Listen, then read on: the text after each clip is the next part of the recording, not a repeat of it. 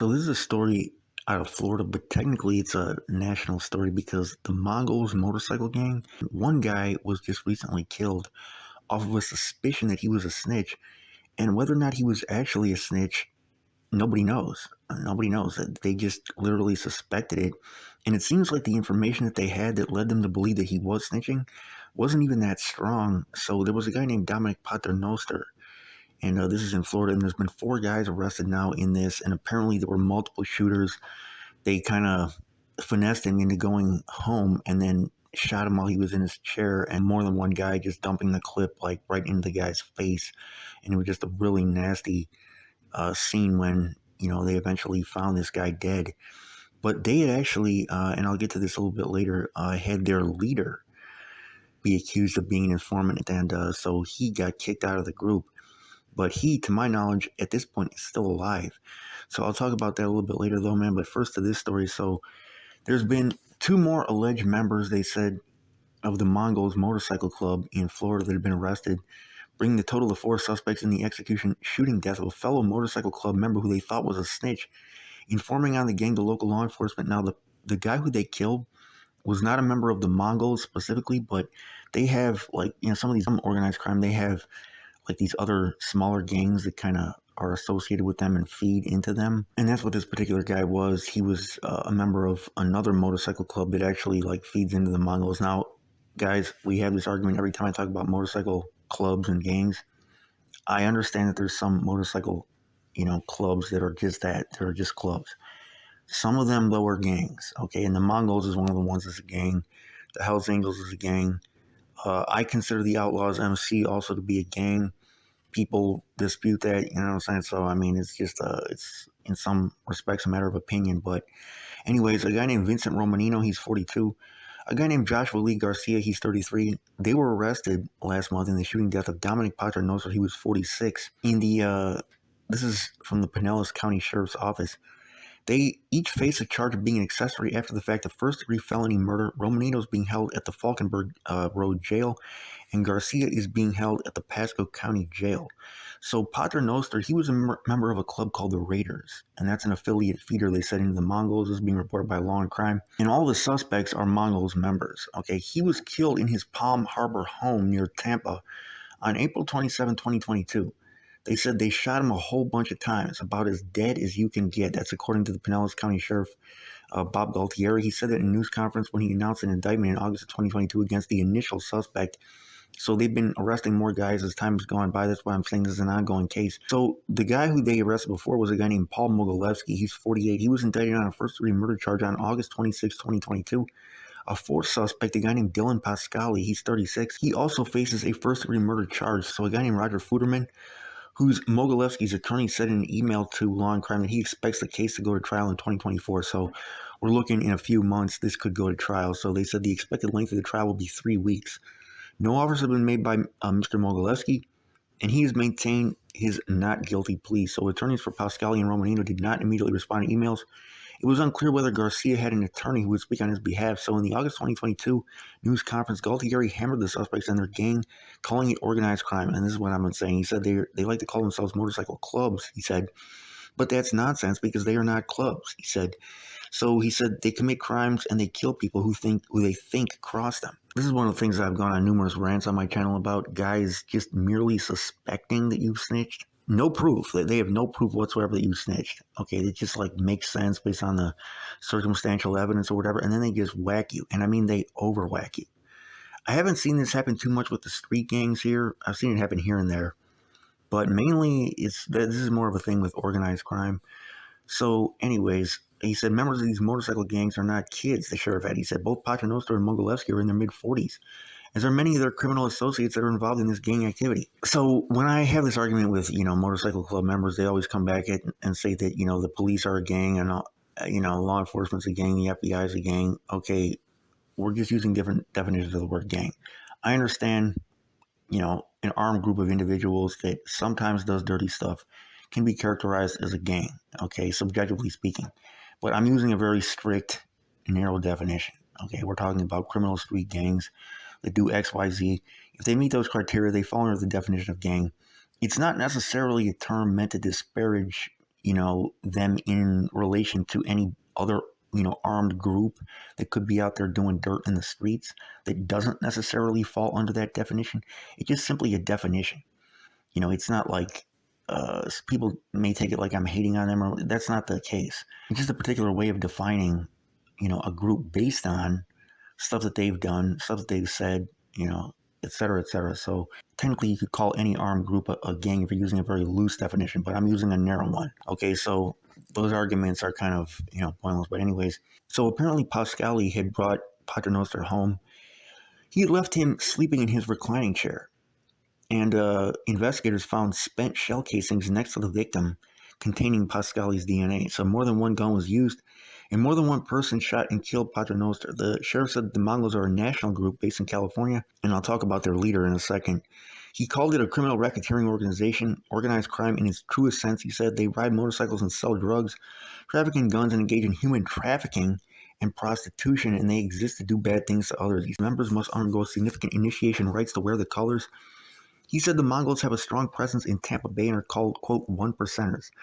He said they're very, very different from everyday people who simply enjoy riding motorcycles on weekends and belong to true social motorcycle clubs. He said these people are not the people that you see out on a Sunday afternoon motorcycle ride.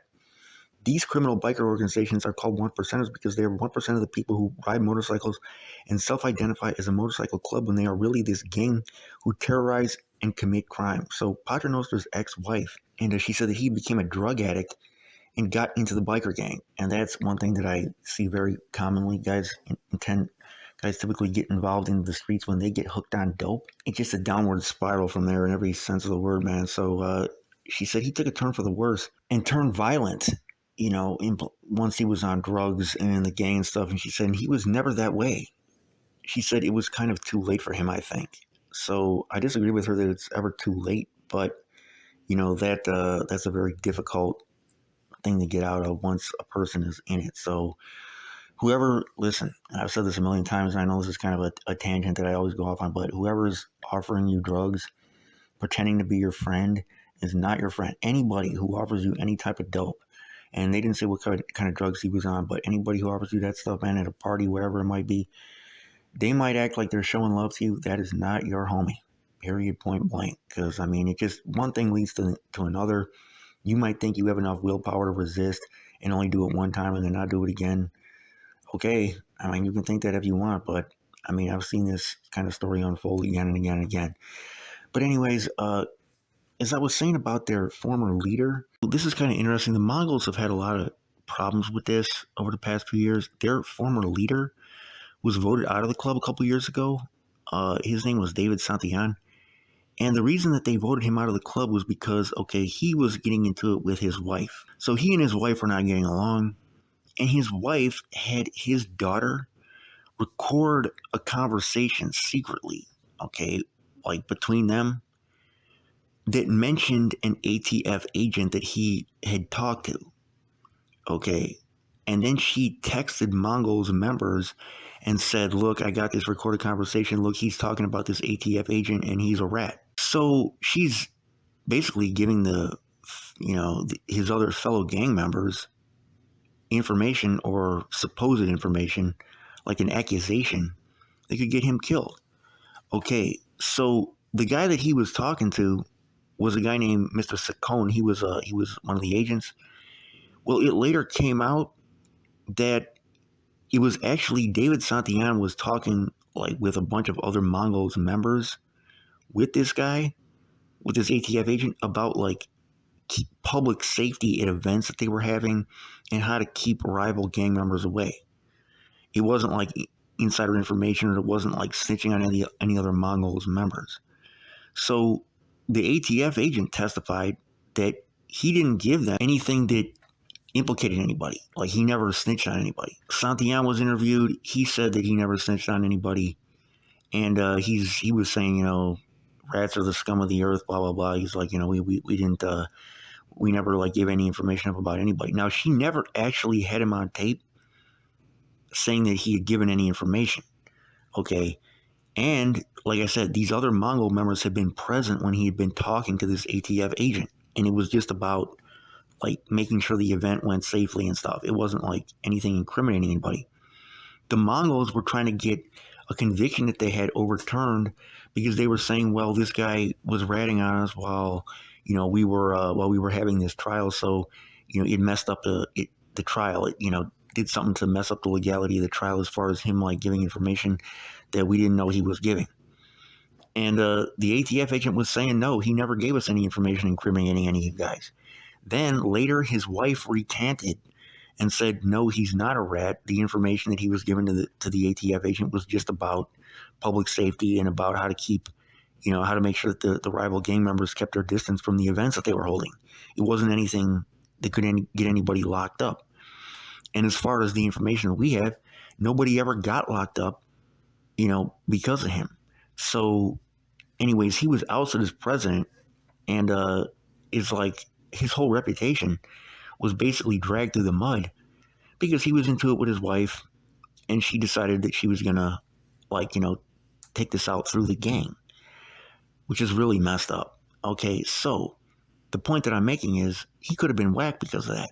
And there's numerous other situations where I've seen the same type of thing happen. Somebody else, it could be a female, okay, could be one of their other friends that, maybe owes the guy money or something. They just go to their, his homies and say he's snitching on y'all. Now, he doesn't have any proof, okay, but just the suspicion is enough for them to kill him. Okay, so this is like a way that guys, people get at each other, like in the gang or people that are into it with gang members. They just go to their homies and say, well, he's telling on y'all. And it's like, even if he is able to prove it incorrect, people might always wonder about it. It's still like a big smear on his name. So this is what I tell the shorties, man. If you guys get involved in this, you better never make any enemies with anybody. Never break up with a girl. Never, reject a girl. Never, say anything bad to anybody. It's like, you really want to have to, like, be that paranoid? Because you ever do anything wrong to anybody, they can just go to your homies and be like, yeah, he's a rat. He was talking to the cops. I saw him the other day. And the whole thing is lies. And then how are you going to prove it wrong? You know what I'm saying? Because at the end of the day, just the suspicion can get you killed. So that's why I say the gang life is just not something you want to get involved in. Drugs is definitely not something you want to get involved in, and drugs can lead you into the gang life, or the other way around. The gang life can lead you into drugs. So it's going to be what it's going to be. But anyways, a very interesting story with the Mongols, man. You guys let me know what you think in the comment section, man. This is your boy, Chicago News. I'm out.